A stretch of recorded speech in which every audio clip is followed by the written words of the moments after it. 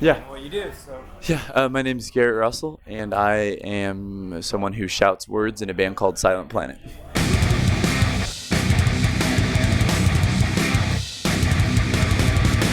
you probably have a routine before you play to get ready for a show or things you do. What does that look like for you? Yeah, it's funny you say that. We actually just like a week ago started to do like a group meditation where we all just like sit down together and like get in like a good headspace, and it's pretty like prayer kind of related, but it's more than like, I don't know, prayer can sometimes be directional, like I want, will you, and just more just kind of like trying to be in a place where we're really receiving, and we're listening and kind of being in awe, I would say, is the goal. So we just started doing that recently, which is cool because I always did that by myself. But I think anytime you can share that with another person, it's a lot more intense, I think. And so doing that's been a cool thing, as well as just vocal warm-ups. So before I do all the bad things that I do to my voice is at least a little bit prepared to get punched around. So yeah. In the past, our magazine has done a lot of work with the homeless. Oh, Have wow. you had That's any cool. experiences with the homeless? Yeah, definitely.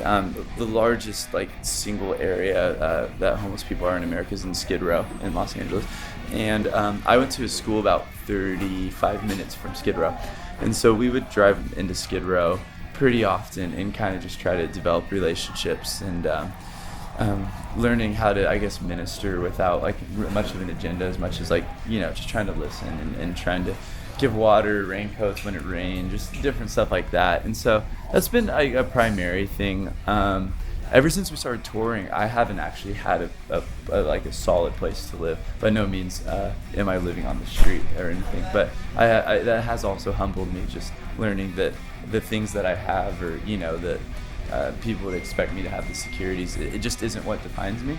And that's been cool, and I think helped me to just be present when I meet someone who's homeless, instead of thinking I got to get back to my apartment because I don't have one. So that's been a helpful thing too. Yeah. A lot of the homeless people are at the lowest place in their life, Yeah. but they claim Jesus as Savior. What is Yeah. your perception of Jesus? Isn't that interesting? Jesus is someone who started a revolution and continues to carry out the revolution. I think a lot of people have been given a very Platonic view of Jesus, and that is to say, they're all about like the heaven and the afterlife and the spirit inside my body. But I think the church has done a bad job about thinking holistically about people and about their needs. And it's always been a very interesting thing to me too, to see a lot of very religious people at the bottom of society. Sometimes following God isn't conducive to success in this world, And I think that Jesus' ministry was obviously primarily with these, you could say, outcasts, people that didn't have as much in society. And it's interesting to see that those are still the people who are experiencing Jesus the most and being touched by Jesus. And that would be both something that I think could be pretty damning from someone looking at religion, saying, wow, look at these people just asking for God's help because they can't help themselves. And on the other side, seeing like, wow, like God makes sense when you don't have a bunch of other things to fall back on, I think that it may look very pathetic to the world, and that's something the Bible obviously talks about, that following someone who was crucified and murdered and thrown in a tomb and was more or less, trampled by an empire, seems like a silly thing to do 2,000 years later. And, I'm very aware that I look silly a lot of times. Yeah. Growing up, what did your parents do for a living?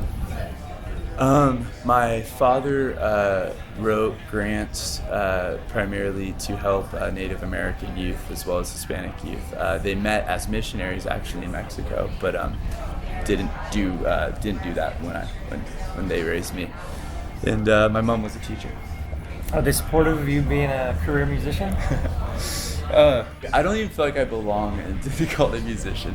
I feel like my bandmates are musicians, and they have incredible musical careers ahead of them. Seriously, you should check them out. They're very proficient at their instruments.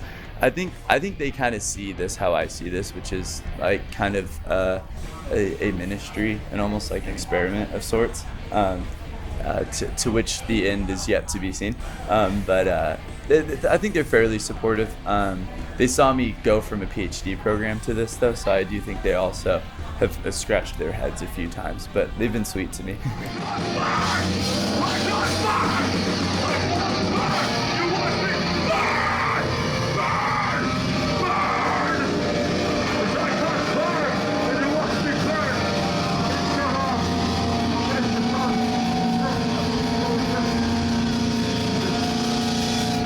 Thank you so much. It's been an honor. I'd love to hang out with you guys, grab some food with you. We're here to do relationships. I'll be hanging out somewhere over there. Up next, there's probably an incredible band because everyone on this stage rules. Thank you.